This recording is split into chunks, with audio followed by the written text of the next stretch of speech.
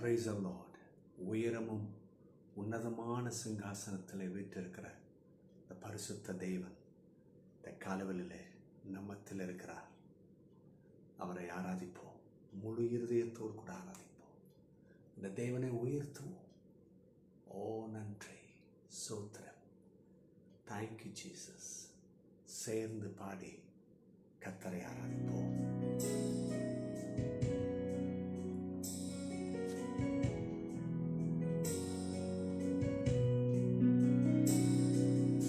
உயரமும் உன்னதமுமான சிங்காசனத்தினில் வீற்றிருக்கும் உயரமும் உன்னதமுமான சிங்காசனத்தினில் வீற்றிருக்கும் சேனைகளின் கர்த்தராகிய ராஜாவே என் கண்கள் காணட்டும். சேனைகளின் கர்த்தராகிய ராஜாவே என் கண்கள் காணட்டும். சேனைகளின் கர்த்தர் பரிசுத்தர், சேனைகளின் கர்த்தர் பரிசுத்தர், சேனைகளின் கர்த்தர் பரிசுத்தர், பரிசுத்தர் பரிசுத்தரே. ஓ பரிசுத்தர் பரிசுத்தரே. பரிசுத்த தேவன் இன்னைக்கு நம்மத்திலே இருக்கிறார். எவ்வளோ பெரிய ஸ்லாக்கியம் பாருங்க. சந்தோஷத்தோடு கூட அந்த கர்த்தரை ஆராதிப்போம்.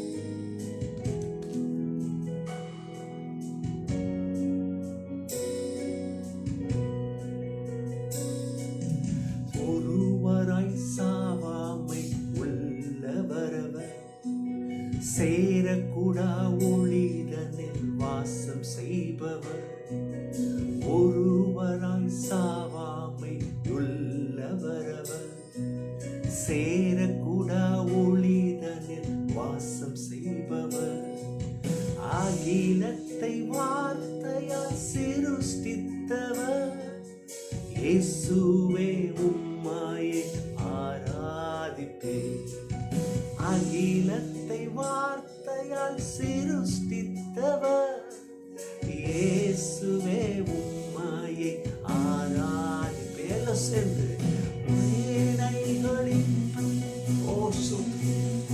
பரிசுத்தர், சேனைகளின் கர்த்தர் பரிசுத்தர், சேனைகளின் கர்த்தர் பரிசுத்தர், பரிசுத்தர் பரிசுத்தரே,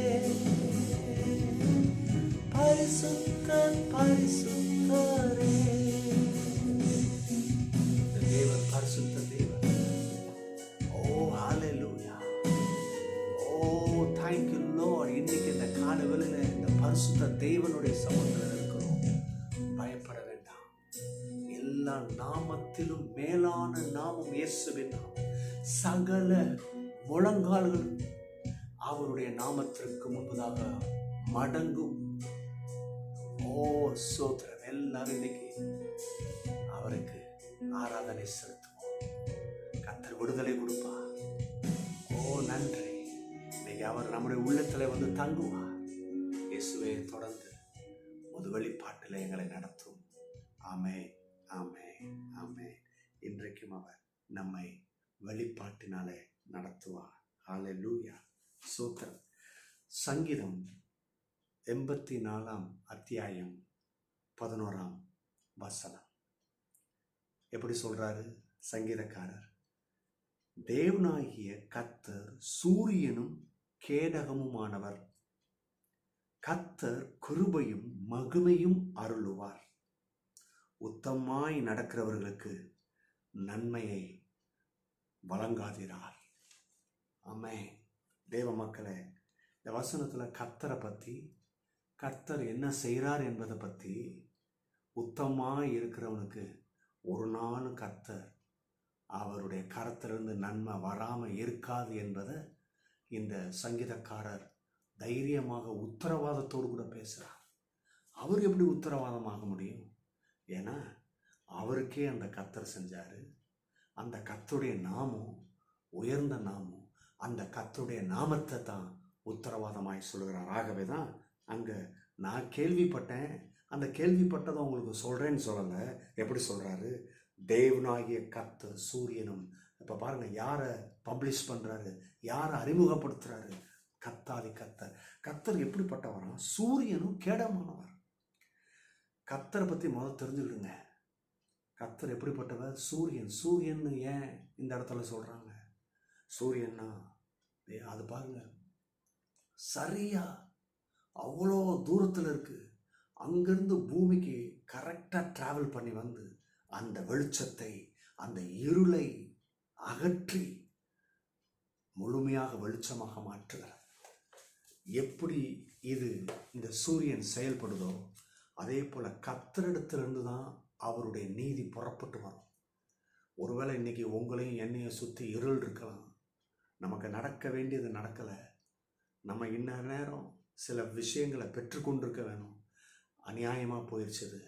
ஒருவேளை முச்சுக்கொட்டைகளும் இல்லையா, பலவிதமான அந்த வெட்டிக்கிளிகளும் நம்முடைய நன்மைகளை பட்சித்து போட்டிருக்கலாம். ஆனால் இந்த வசனம் என்ன சொல்லுதுன்னா, கர்த்தர் சூரியன் என்று சொன்னால் அவருடைய நீதி அவரிடத்திலிருந்து புறப்பட்டு வருது. அது எவ்வளோ தூரம் இருந்தாலும் சரி, எப்படி இந்த சூரியன் இந்த பூமியை அது சந்திக்குதோ, அந்த பூமியில் இருக்கிற இருளை நீக்குதோ, அது போல கர்த்தருடைய நீதி உங்களுடைய வாழ்க்கையில வரும் என்பது உத்தரவாதம். அடுத்தது, கர்த்தர் கேடயமானவராம். யாரும் அவருடைய பிள்ளைகளை தொட முடியாது. கர்த்தர் கேடயமாயிருக்கிறார். ஆமென், அல்லேலூயா. இந்த கேடயம் எதை பற்றி சொல்லுது?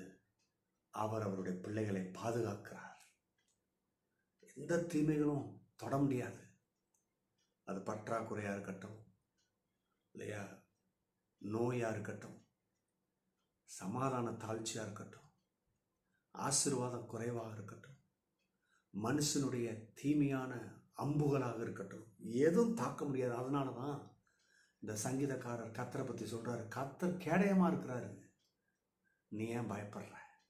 இதை சொல்லிட்டு இப்போ கர்த்தர் கையிலிருந்து இன்னும் சில விஷயம் வருது. என்ன வருது? கர்த்தர் கிருபையும் மகிமையும் அருள்வாராம். யாருக்கு? அவருடைய பிள்ளைகளாகிய உங்களுக்கும் எனக்கும். கர்த்தர் தான் கிருபையை கொடுக்குறவர், கர்த்தர் தான் உங்களை மகிமைப்படுத்துகிறவர். அதை முதல் தெரிஞ்சுக்கிடுங்க.